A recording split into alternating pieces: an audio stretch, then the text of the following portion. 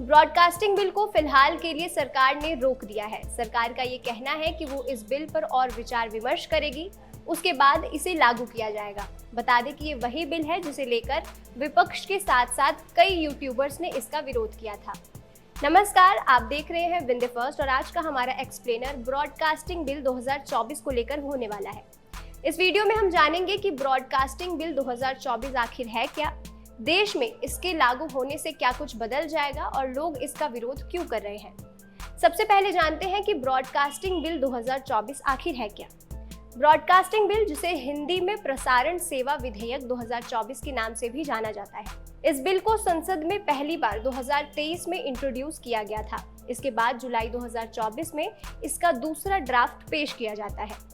Basically ये एक कानून है जिसके तहत भारत में ब्रॉडकास्ट होने वाले सभी कंटेंट्स को गवर्नमेंट रेगुलेट करेगी। इस बिल के आने से डिजिटल या OTT प्लेटफॉर्म जैसे कि YouTube, X, Facebook, Instagram, Netflix, Prime Video, इन सभी पर प्रसारित होने वाले कंटेंट को सरकार रेगुलेट करेगी।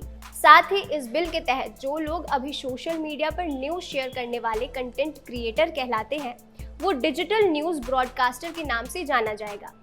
ये bill cable television network regulation act 1995 की जगह लेगा। ये नया बिल सोशल मीडिया और OTT प्लेटफॉर्म्स के साथ ही टेक्नोलॉजी के लिए एक वाइडर रेंज प्रोवाइड करेगा।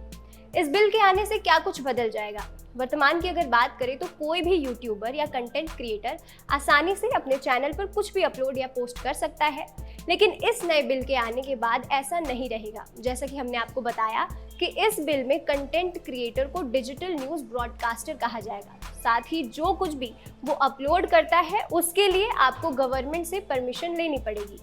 सेंसर बोर्ड के बारे में तो आप जानते होंगे। भारत में जितनी भी फिल्म्स रिलीज की जाती है उससे पहले सेंसर बोर्ड उसे रेटिंग देता है, और जो फिल्म सेंसर बोर्ड के क्राइटेरिया पर सेट नहीं होती तो उसे बैन भी कर दिया जाता है। इस ड्राफ्ट में डिजिटल ब्रॉडकास्टर के लिए एक नई regulatory body broadcasting authority of India बनाने का भी प्रस्ताव है। ठीक वैसे ही अगर ये बिल आ जाता है तो गवर्नमेंट सेंसर बोर्ड की तरह ही ब्रॉडकास्टिंग अथॉरिटी ऑफ इंडिया बनाएगी, जो कि सोशल मीडिया पर अपलोड होने वाले कंटेंट्स पर नजर रखेगी और रोक भी लगा सकेगी। संविधान का अनुच्छेद 19 हमें बोलने की आजादी देता है, यानी कि फ्रीडम ऑफ स्पीच, लेकिन ये दावा किया जा रहा है कि इस नए कानून के आ जाने से बची कुची फ्रीडम ऑफ स्पीच भी समाप्त कर दी जाएगी। अब वो कैसे, चलिए समझते हैं। इस नए कानून के तहत ये तो आप समझ गए कि सरकार सोशल मीडिया प्लेटफॉर्म और OTT प्लेटफॉर्म पर डालने वाले कंटेंट्स को रेगुलेट करेगी, लेकिन कैसे और इससे क्या कुछ बदल जाएगा। CSDC लोकनीति सर्वे की अगर बात करें तो 2024 के रिपोर्ट्स के अनुसार 30% लोग पॉलिटिकल न्यूज कंजम्पशन के लिए सोशल मीडिया का इस्तेमाल करते हैं, यानी कि देश के 30% लोग न्यूज के लिए सोशल मीडिया का सहारा लेते हैं। वहीं टीवी की अगर बात करें तो 42% लोग टीवी से न्यूज देखते हैं। वहीं न्यूज़पेपर के लिए 16% और रेडियो के लिए 6%। इस तरह सोशल मीडिया आज के लोगों के समय में इंफॉर्मेशन और न्यूज के लिए एक अच्छा सोर्स है। लोकसभा इलेक्शन की अगर बात करें तो लोकसभा इलेक्शन में भी सोशल मीडिया ने अहम भूमिका निभाई थी। पिछले 2 सालों में इसी सोशल मीडिया प्लेटफॉर्म ने गवर्नमेंट के बारे में कई नेगेटिव के साथ साथ पॉजिटिव न्यूज भी चलाई, जिसका इम्पैक्ट 2024 के लोकसभा इलेक्शन में देखने को भी मिला। अगर ये नया कानून लागू कर दिया जाता है तो आप इस तरह की वीडियोस नहीं देख पाएंगे, क्योंकि अब सोशल मीडिया पर अपलोड की जाने वाली सभी वीडियोस पहले सरकार चेक करेगी, और जो वीडियो उनकी क्राइटेरिया पर सही नहीं उतरेगी सरकार उसे अपलोड करने ही नहीं देगी। सरकार इस कानून के तहत कुछ रूल्स एंड रेगुलेशन लाएगी जो कि सभी कंटेंट क्रिएटर्स को फॉलो करना होगा, और जो लोग इसका पालन नहीं कर पाएंगे तो ना सिर्फ उन्हें पेनाल्टी देनी होगी बल्कि जेल भी जाना पड़ सकता है। इस कानून के तहत सरकार बड़े बड़े यूट्यूबर के साथ साथ छोटे कंटेंट क्रिएटर्स को भी नहीं बख्शेगी। इस बिल की एक खास बात यह है, या कहे कि बड़ी समस्या, कि अब कंटेंट देने वालों के साथ साथ कमेंट करने वालों को भी ब्रॉडकास्टर समझा जाएगा। यानी कि अगर आप किसी की वीडियो पर कमेंट भी करते हैं तो भी आप पर केस हो सकता है। क्या मतलब कि अब वीडियो के कमेंट करने में भी आपको सरकार की परमिशन लेनी पड़ेगी।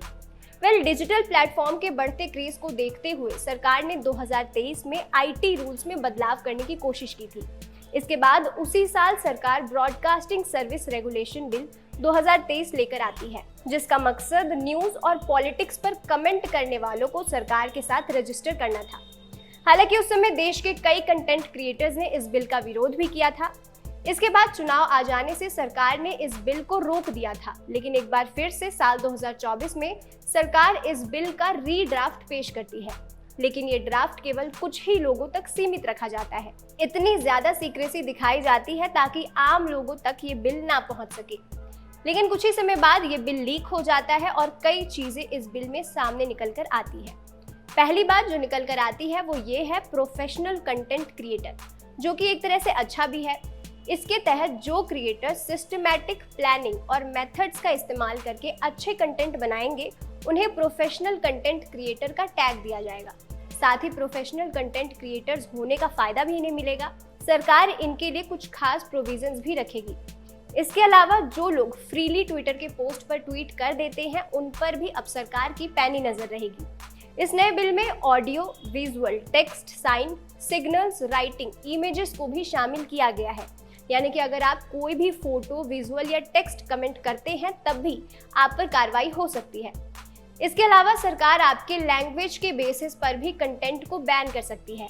सरकार ये देखेगी कि आपके कंटेंट में गलत भाषा, अपशब्द का इस्तेमाल तो नहीं किया गया, आपके कंटेंट में सच्चाई है या नहीं, ऑब्सेंस यानी कि अभद्रता और आपके कंटेंट से किसी की भावनाओं को ठेस तो नहीं पहुंच रहा। बता दें कि पहले ये बिल सिर्फ देश के अंदर कंटेंट बनाने वालों के लिए था, लेकिन बाद में इसे दुनिया के सभी कंटेंट क्रिएटर्स पर लागू कर दिया जाता है। यानी कि कोई भी क्रिएटर जो देश से बाहर रहकर कोई वीडियो बनाता है, तब भी उसे इस बिल के रूल्स एंड रेगुलेशंस को मानना पड़ेगा। इस बात से ये साफ हो जाता है कि सरकार नॉट डायरेक्टली बट इनडायरेक्टली सभी कंटेंट क्रिएटर्स का मुंह बंद करवाना चाहती है। इतना ही नहीं, अगर आपने इस बिल के खिलाफ कोई कंटेंट बनाया या उनके रूल्स एंड रेगुलेशंस का पालन नहीं किया, तो सरकार आपके घर एक ऑफिसर भी भेज सकती है इंस्पेक्शन के लिए, जो कि आपके इक्विपमेंट्स को सीज भी कर सकती है। साथ ही अब कंटेंट क्रिएटर को अपनी वीडियो के नीचे सबटाइटल देना भी जरूरी हो जाएगा। साथ ही साइन लैंग्वेज को भी इस्तेमाल करना अनिवार्य हो सकता है। इस बिल के तहत कोई भी कंटेंट क्रिएटर किसी दूसरे के कंटेंट को चुरा नहीं पाएगा। इसके लिए उस पर्सन को उस क्रिएटर से NOC लेना होगा, जिसके बाद ही वो उसके कंटेंट को कॉपी कर सकेगा। यानी कि कंटेंट में फेयर यूज का इस्तेमाल अब पूरी तरह से बंद कर दिया जाएगा। इस तरह सरकार आपके हर एक्टिविटी जो आप सोशल मीडिया पर करते हो, चाहे वो कंटेंट क्रिएट करना हो, उसे शेयर करना हो या उस पर अपनी राय देनी हो, ये सारी एक्टिविटीज अब सरकार अपने हाथों से कंट्रोल करेगी। इस बिल के आने के बाद पूरे सोशल मीडिया प्लेटफॉर्म पर इस बिल का विरोध किया जाता है। वो क्यों? वो इसलिए क्योंकि अब सभी कंटेंट क्रिएटर्स को कुछ भी पब्लिश करने से पहले गवर्नमेंट से राय लेनी पड़ेगी। अब वो अपने मन का कंटेंट नहीं अपलोड कर पाएंगे। जाहिर है कि अगर कोई भी क्रिएटर सरकार के खिलाफ कुछ भी कंटेंट डालने की कोशिश करेगा तो सरकार उसे जाने ही नहीं देगी। इसके साथ साथ उन्हें अपने कंटेंट को डालने के लिए कई रूल्स एंड रेगुलेशंस को फॉलो करना पड़ेगा, जो कि उनके लिए प्रॉब्लम्स भी क्रिएट कर सकते हैं।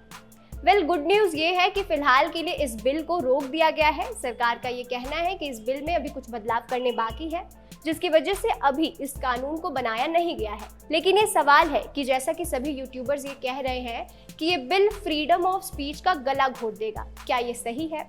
क्या सच में इस बिल के आ जाने से लोगों की बोलने की आज़ादी पूरी तरह खत्म हो जाएगी, क्योंकि वो अपनी राय शेयर भी नहीं कर पाएंगे? आपकी इस पर क्या राय है और क्या आप इस बिल का सपोर्ट करते हैं या नहीं, हमें कमेंट सेक्शन में ज़रूर बताएं। और ऐसे ही एक्सप्लेनर्स के लिए देखते रहिए विन द फर्स्ट।